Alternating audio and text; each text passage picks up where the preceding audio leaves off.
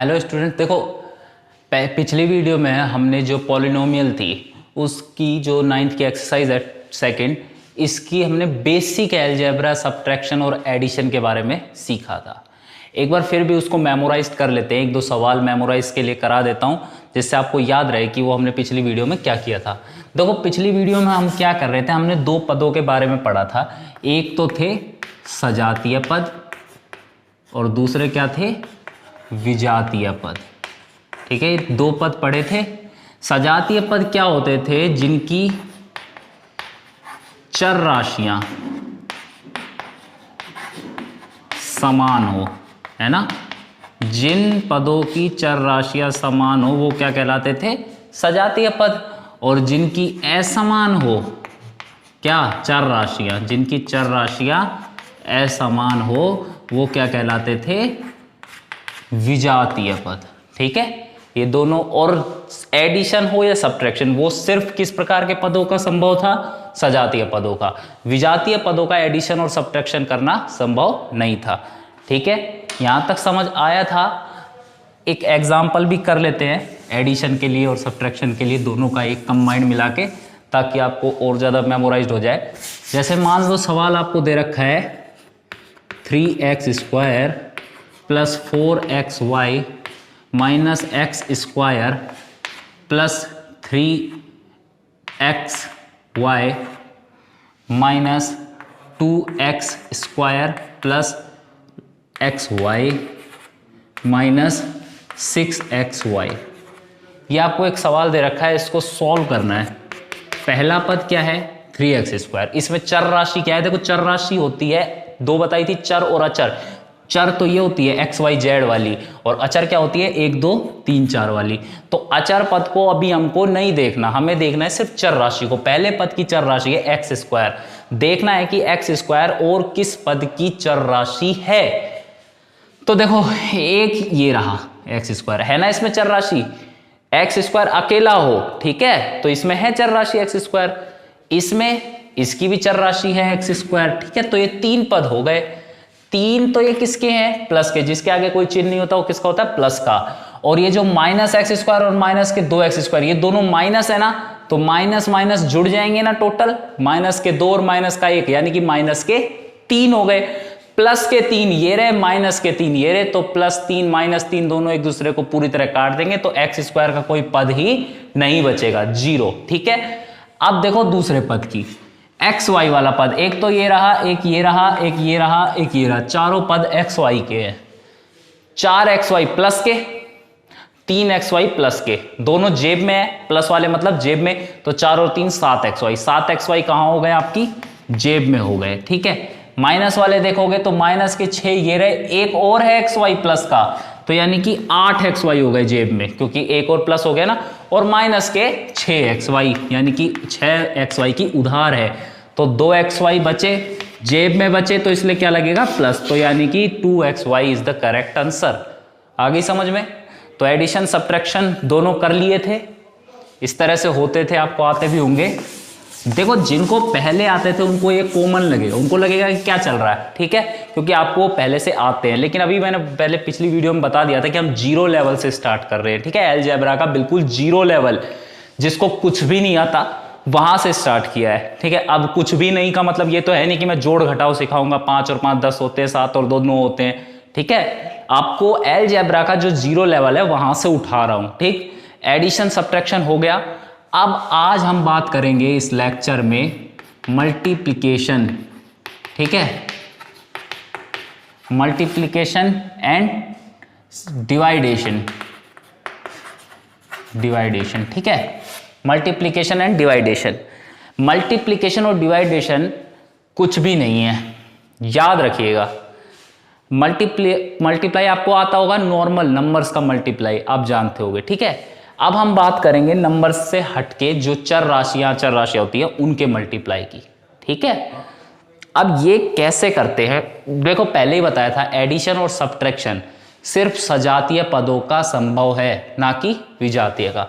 लेकिन जो मल्टीप्लाई होता है वो विजातीय पदों का भी हो सकता है। विजातीय पद क्या होते हैं, जिनकी चर राशियां समान नहीं होती, सजातीय पद जिनकी चर राशियां समान होती है। तो एडिशन और सब्ट्रैक्शन करने के लिए तो हम सजातीय पदों को ही ढूंढते हैं, क्योंकि उन्हीं का संभव होता है, एडिशन भी और सब्ट्रैक्शन भी।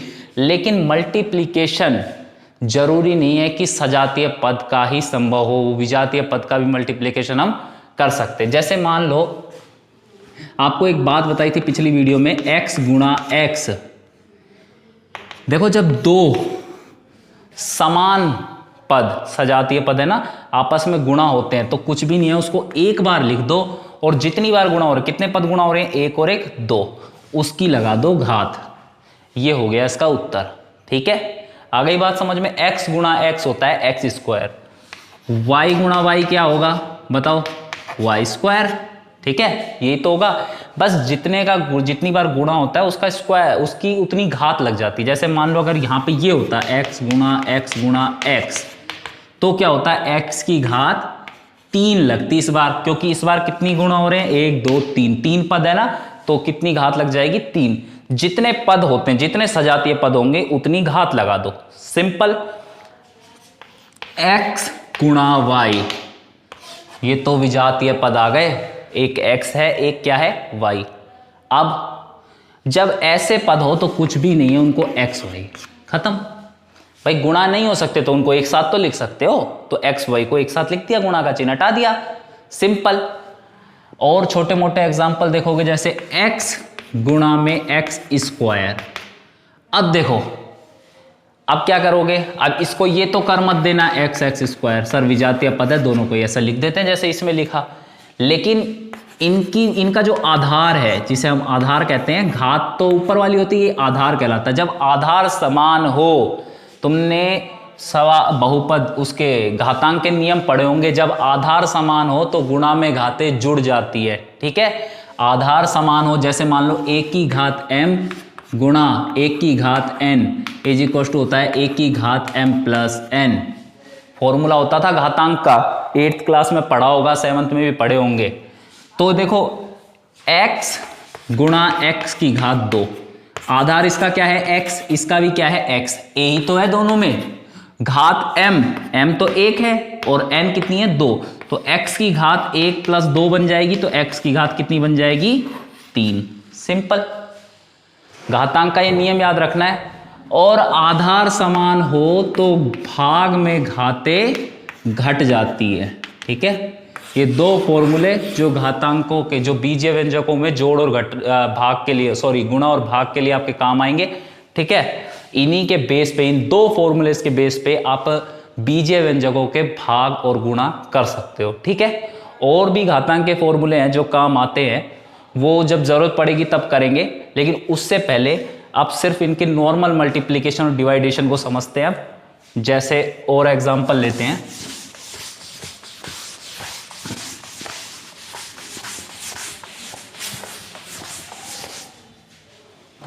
हाँ, 4xy मल्टीप्लाई गुणा कर देते हैं किससे, 2x से, इन दोनों का गुणा करते हैं।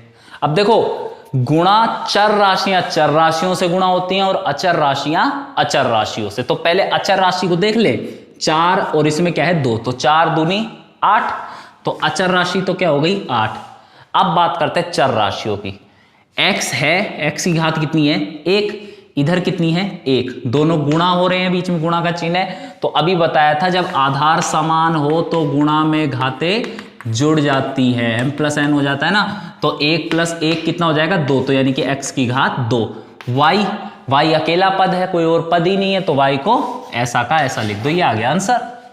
Simple question, simple answer. ठीक है, और एग्जांपल देखोगे, अगर 8xy square x square y square multiply में कर देंगे 4xyz, इन दोनों का मल्टीप्लाई करना है। तो मल्टीप्लाई, पहले अचर राशियों को गुणा कर लो, 8 और 4 गुणा हो गया, 8 चौक 32। x की घात 2 तो ये रही, 1 ये रही, गुणा है, गुणा में घातें जुड़ती हैं अगर आधार समान हो तो 2 ये रही, 1 ये रही, 2 और 1 3, x की घात 3। सिंपल। y की अगर बात करें तो y की घात 2 तो ये रही और 1 कहाँ है, ये, गुणा में घातें जुड़ जाएंगी, तो y की घात कितनी हो जाएगी 3।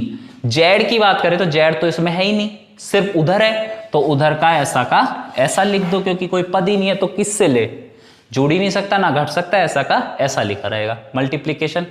ठीक है, और थोड़े टफ अपना लेवल बढ़ाते मल्टीप्लीकेशन के लिए थोड़े।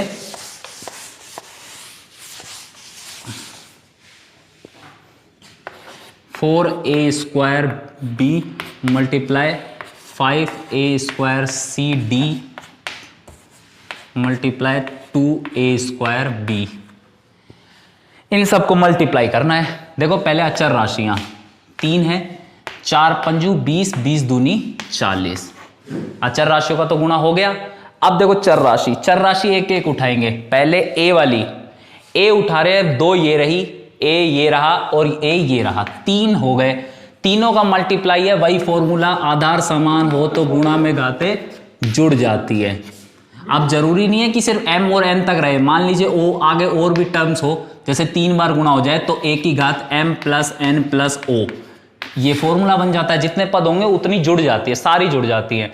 अब 2 यहां पे हैं, 2 यहां पे, 2 यहां पे, तो टोटल कितनी हो गई 6, तो यानी कि a की घात 6, सिंपल। b की बात करें तो b एक तो ये रहा, इधर तो है ही नहीं b, एक ये रहा, तो 1 और 1 कितने हो गए 2, b की घात कितनी हो जाएगी 2।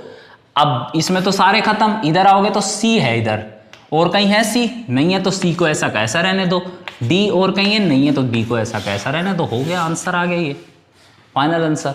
बिल्कुल इजी नॉर्मल क्वेश्चंस है मल्टीप्लिकेशन के लिए। ठीक है, बस देखना है, किसी पद को छोड़ना नहीं है। जो पद अगर तुमने कोई पद छोड़ दिया तो इसका मतलब है सवाल में हो गई गलती। ठीक है, अब देखो मल्टीप्लाई हो गए, डिवाइडेशन देख लेते हैं। जैसे मान लो आपसे गुणा में मैंने कहा था कि जब आधार समान हो तो गुणा में घातें क्या होती हैं, जुड़ जाती है। कैसे कहना चाह रहा था मैं ये कह रहा था जैसे x की घात 5 गुणा x की घात 4 अगर आपसे कोई कहे तो आधार समान है। आधार किसे कहते हैं याद रखना, ये नीचे जो संख्या लिखी रहती है x ही तो है दोनों में, तो आधार समान है, तो गुणा में घातें 5 + 4 यानी कि 9 जुड़ जाती हैं। ठीक है, अगर भाग की बात करें तो x की घात 5 बटे x की घात 4 हो, अगर आधार तो अभी भी समान है, दोनों के आधार समान है ना, तो आधार समान हो तो भाग में घाटें 5 - 4 कितने बचे, x की घात 1 यानी कि अकेला x घट जाती है। भाग में घातें क्या हो जाती हैं, घट जाती है। आ गया समझ में, सिंपल है, याद रखिएगा। भाग में तो घटती हैं और गुणा में। अब अच्छा, अगर मान लो ये ऐसे होता, यहां पे होता 4 और यहां पे होता 5, तो भी आप क्या 5 - 4 करते, नहीं, तो क्या होता, ऊपर वाले में से नीचे वाली घात घटेगी, हमेशा याद रखना। तो 4 - 5, अब 4 में से 5 जाते तो हैं लेकिन माइनस का 1 बचता है, तो इसका आंसर क्या आता है, x की घात -1। हाँ, लेकिन अगर आप इस माइनस को प्लस बनाना चाहते हो तो याद रखना a की घात -m = होती है 1/a⁴m। अगर हमें किसी संख्या की घात माइनस से प्लस करनी है तो उसे बटम ले जाओ। ठीक है, तो इस तरह से ये है डिवाइडेशन कंप्लीट होता है। अब एक सवाल देख लेते हैं डिवाइडेशन का और उसके बाद ये लेक्चर खत्म करते हैं। एग्जाम्पल है 4x² yz अपोन में आ गया 2xy। ठीक है, इसका हमें भाग देना है। वही तरीका, पहले तो अचर राशियों का भाग, अचर राशियां अगर भाग जा रही हैं तो उनका भाग दे लो। 2 का भाग देंगे 4 में, कितनी बार, 2 बार, खत्म। इनकी बात करते हैं, x की घात 1 है, ऊपर है 2, 2 में से 1 गया तो कितने बचे, 1, तो x की घात कितनी बचेगी 1। y की बात करें, नीचे भी 1 ऊपर भी 1, 1 में से 1 गया तो 0, तो याद रखना y की घात 0 = 1 होता है। किसी भी राशि की घात अगर 0 होती है तो उसका मतलब कितना होता है, 1। तो y की घात 1 में से 1 गया तो 0 आएगी, 0 = 1 होता है, तो 1 तो लिखने की कोई जरूरत ही नहीं है। और z में तो भाग ही नहीं जाता, तो z को ये रहने दो। हो गया, इस तरह से होते हैं डिवाइडेशन। आई होप सही समझ में आया होगा। अगर कोई क्वेरी हो तो कमेंट या फिर आपको नंबर दे रखे हैं डिस्क्रिप्शन में, ठीक है, अपने क्वेश्चन देना।